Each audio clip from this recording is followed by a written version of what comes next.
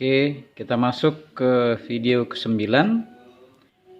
Nah, sebelum saya mulai, kita lihat ada ralat dari video 8 yang lalu ya. Nah, jadi di contoh pembahasan menentukan NP dan NF ada kesalahan kemarin ya. Contoh nomor 2 itu NP-nya adalah 11, bukan 12 ya. Urutan dari penamaannya ada yang salah kemarin. Oke, ya, dari video 8 ada kesalahan penentuan NP, soal nomor 2 itu sebetulnya adalah 11. Oke. Kita masuk sekarang ke pembahasan berikutnya. Ada yang mau di sini ditambahkan sebagai catatan mengenai dua pasangan abadi itu. Dua pasangan abadi kan ada FE sama PX ya. Pasangan abadi.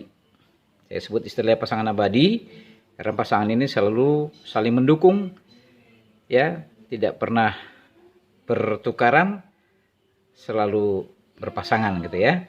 Nah, yang pertama pasangan F dengan I. F itu adalah gaya batang atau bahasa umumnya adalah gaya yang tidak diketahui. Oke, kalau ada gaya batang maka mesti ada I, yaitu perpanjangan. I itu adalah perpanjangan. Oke, kalau ada F pasti ada I. Kalau F-nya gaya tarik, maka I-nya adalah perpanjangan. Positif maksudnya, perpanjangan positif. Dan kalau F-nya gaya tekan, maka I-nya adalah perpendekan. Perpanjangan negatif gitu ya. Nah, kemudian kalau dia dibuat dalam bentuk matriks, maka dia matriksnya adalah matriks kolom ya. Sudah kita bahas kemarin itu di awal perkuliahan sebelum masa pandemi ini ya. Oke ya, jadi F dan I kalau dibikin dalam bentuk matriks adalah matriks kolom. Bedanya tuh kurungnya kurung kerawal dibandingkan matriks yang lain. Oke, nah kalau ada matriks tentu kan ada dimensi. Nah, jadi F dan I dimensinya atau ordonya ya terdiri dari baris dan kolom itu mesti NF kali 1 ya. F dan E dimensinya adalah barisnya sebanyak NF, kolomnya 1. Kita tahu kalau matriks kolom, kolomnya 1 ya kan. Nah, jadi ini kolomnya 1. Nah, barisnya tergantung dari NF. Ya, jadi seperti contoh yang lalu, NF-nya berapa? Nah, itulah dimensi baris dari F dan I, sama ya. Baris matriks F dan I, pasangan abadi yang pertama ini dimensi baris dan kolomnya sama. Nah, gitu ya. Ingat itu, NF kali 1. Pasangan abadi yang kedua. Pasangan abadi yang kedua, P dan X. P itu adalah gaya luar atau gaya yang bekerja atau gaya yang diketahui atau gaya yang menyebabkan titik berpindah. Nah, jadi banyak nama dari P ini ya. Nah, di mana ada P mesti ada X. X itu apa? Perpindahan. Jadi titik dirubah atau dipindahkan, maksudnya titik mengalami perpindahan itu karena P. Nah, perpindahannya adalah sejauh X. Dari tempat semula ke tempat terakhir itu adalah jarak berupa X. X itu adalah perpindahan. Nah, kalau dibikin dalam bentuk matriks, maka P dan X dimensinya matriks kolom. Nah, ini ya, dimensi matriksnya kolom, sama seperti F dan I. Jadi P dan X juga matriks kolom, artinya kolomnya 1. Nah, tinggal sekarang barisnya. Nah, baris P dan X itu tergantung dari harga NP. Nah, perhatikan bedanya pasangan abadi yang pertama dengan yang kedua. Oke, kalau pasangan abadi yang kedua ini, P dan X, dimensi barisnya tergantung harga NP.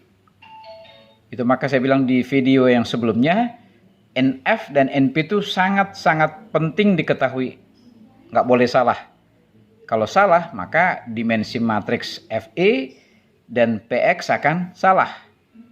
Karena barisnya tergantung NF dan NP. Nah, gitu ya. Supaya diperhatikan pasangan abadi yang kedua ini, kalau dia dalam bentuk matriks punya kesamaan yaitu sama-sama matriks kolom. Tapi kalau dia yang membedakan adalah dimensi barisnya. F dan E barisnya tergantung NF, P dan X barisnya tergantung NV. Oke, itu yang mau diperhatikan mengenai pasangan abadi yang dua itu. Lanjut, ada tambahan informasi mengenai pembagian matriks. Jadi nanti matriks-matriks yang kita bahas itu dibagi dalam dua bagian besar. Yang pertama matriks dasar, yang kedua matriks bentukan. Oke, pembagian matriks. Ada matriks dasar, ada matriks bentukan. Nah, kalau matriks dasar, lihat, itu tampilannya berupa tabel. Jadi walaupun dia matriks, tapi tampilannya berupa tabel. Nanti kita lihat pembahasannya. Apa saja yang merupakan matriks dasar itu adalah matriks A, B, dan S. Nah, simbolnya dulu saya sampaikan di sini, A, B, dan S. Kalau pengertiannya nanti kita bahas. Kemudian, itulah dia matriks dasar. Ada 3. Tampilannya berupa tabel, matriks A, B, dan S. Nah, yang kedua ada matriks bentukan. Matriks bentukan itu merupakan perkalian dari 2 atau 3 matriks dasar di atas. Gitu ya. Tadi matriks dasar kan ada 3. Nah, ada matriks bentukan itu merupakan perkalian dari 2 atau mungkin 3 matriks dasar. Contoh ada SB. Nah, SB itu adalah, oke lah nanti aja pengertiannya. Pokoknya SB itu perkalian dari 2 matriks, S dan B. Gitu ya, dari 2 matriks dasar di atas. Terus ada K. Oke, ini juga perkalian dari 2 atau 3 matriks, nanti kita lihat. Nah, kemudian ada K inverse. Itulah matriks bentukan. Sudah? Jadi ada 2 bagian besar pembagian matriks, yaitu matriks dasar dan matriks bentukan dengan pengertiannya masing-masing tadi. Oke, itu dulu tambahan informasi. Kita masuk ke contoh soal. Nah, jadi matriks yang mau kita bahas adalah ada namanya yang pertama matriks statis. Perhatikan istilahnya matriks statis, simbolnya A. Oke, jadi jangan ditukar-tukar dengan B atau S atau apa. Jadi matriks statis simbolnya A. Atau kalau dibilang matriks A berarti pengertiannya matriks statis. Oke, jadi boleh dilihat modulnya di halaman 13 kalau nggak salah atau 14. Itu matriks statis. Oke, pengertiannya adalah pengaruh dari F terhadap P. Nah gitu ya, jadi rumusnya ini, matriks statis itu adalah rumusnya P sama dengan A kali F. Jadi pengertiannya ini, matriks P, pengaruhnya F, itu dituangkan dalam bentuk A. Atau bisa dirubah, pengaruh dari matriks F terhadap P, itu dituangkan dalam matriks A. Ingat, F adalah gaya batang, atau gaya yang tidak diketahui, P adalah gaya yang bekerja, atau gaya yang menyebabkan titik berpindah, gitu kan? Nah, sementara A adalah matriks statis. Nah, perhatikan dimensi. Tadi sudah dibahas di atas, ya di pembagian di pembahasan matriks yang 2 itu, bahwa matriks F dimensinya adalah NF kali 1. Dimensi sudah diketahui kan? Terus matriks P adalah NP kali 1. Oke, jadi seperti apa matriks A dimensinya? Nah, perhatikan, supaya A bisa dikalikan dengan F perkali matriks ini, persyaratannya kan matriks pertama kolomnya harus sama dengan matriks kedua barisnya. Sekali lagi nih, supaya 2 matriks bisa dikalikan, maka matriks pertama kolomnya harus sama dengan matriks kedua barisnya. Jadi sama-sama NF di sini ya. Ya, artinya F tadi kan NF kali 1, jadi A kolomnya harus NF. Supaya dia bisa dikalikan A dengan F gitu kan.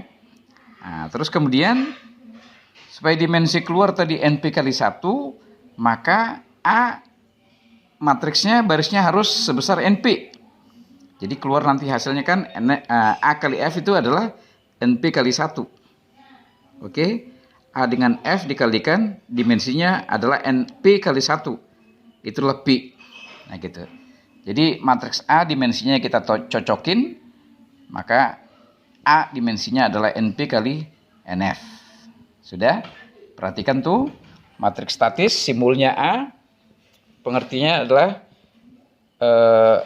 A itu melihat pengaruh dari F terhadap P.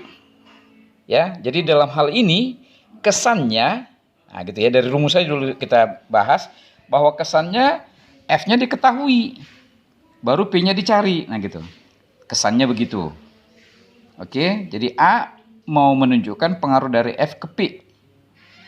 Jadi kesannya F-nya diketahui, P-nya dicari. Gitu ya. Oke, untuk lebih jelasnya kita lihat contoh satu yang sudah kita bahas di video 8 yang lalu. Ya, video 8 yang lalu kita di situ sudah membahas menentukan NP/NF. Contoh yang pertama adalah seperti ini. Gitu ya. Nah, contoh yang pertama, rangkanya terdiri dari 5 titik A, B, C, D, E, urutannya sudah kita tahu ya. Terus batangnya ada 8. Batang 1, 2, 3, 4 sampai 8. Oke, jarak horizontal masing-masing 4, jarak vertikal 3. Artinya batang miring berapa meter? Artinya batang miring, batang 1, batang 7, batang 8 itu panjangnya berapa? Panjangnya adalah 5 meter. Ya, ingat 3, 4, 5 ya. Ya, sisi vertikal panjang batang vertikal 3, batang horizontal 4, maka batang miring ya, batang 1, 7, 8 itu panjangnya adalah 5 meter. Oke. Ya, jadi batang 1 sampai 8 kita sudah lihat itu. Nah, jadi perhatikan kalau pembahasan kemarin MP sama NF, maka pada batang 1 akan ada F1 dan E1. Pada batang 1 ya, pada batang nih. Terus pada batang 2 ada F2, E2. Ini ya, pada batang 2 akan ada F2 dan E2. Terus pada batang 3 akan ada F3 dan E3 dan seterusnya. Jadi pada batang, ingat pasangan abadi yang pertama itu, pada batang akan ada F dan E. Ya, seperti pembahasan pada video 2 gitu ya. Oke, nah setiap batang akan ada F dan E. Dari batang 1 sampai 8. Oke, pada batang akan ada F dan E, ingat itu. Oke ya, terus kita ke titik. Menentukan NP. Saya ulang lagi di pembahasan yang lalu ya, pada video 8. Nah, pada titik sekarang, ingat urutan titik buhul. Kita mulai dari titik A ya. Urutan titik itu kan dari A, B, C, D, E dan seterusnya. Nah, jadi mulai titik A. Di titik A sendi, tidak ada NP kan gitu. Sendi itu perpindahan horizontal vertikal tidak ada. Lantas kita ke titik B. Nah, di B kan ada 2 ya. Karena apa?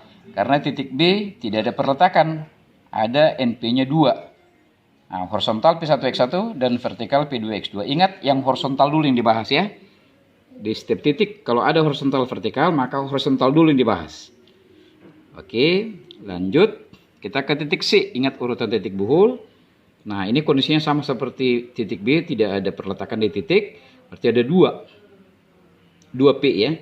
Nah, jadi horizontal dulu, P3X3 baru vertikal, P4X4. Ingat, setiap P kalau horizontal ke kanan, kalau vertikal ke atas. Jadi yang positif semua ya. Nah, ini tujuannya mengatakan bahwa kita harus berpikir positif. Itulah ceritanya, oke. Nah, di titik C sudah selesai, baru ke titik D. Nah, di titik D kan ada perletakan roll. Berarti perpindahan vertikal tidak ada, yang ada horizontal. Maka di sini ada P5X5 di titik D. Gitu ya. Nah, lanjut kita ke titik E. Ini kondisinya sama seperti titik D tadi, ada perletakan roll.